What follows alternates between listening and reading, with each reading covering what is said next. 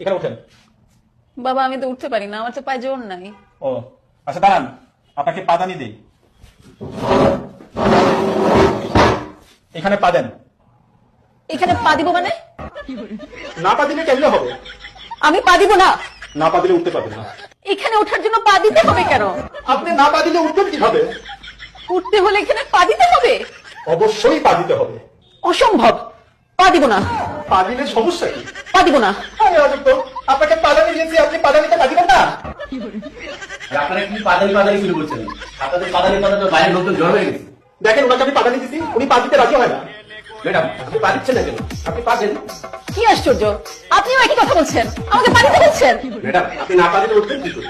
হ্যাঁ স্যার, আমি এই কথাই বলতেছি, প্লিজ পা দেন। আপনাকে বারবার উনি বলছে পা দেওয়ার জন্য, আপনি পা দেন না কেন?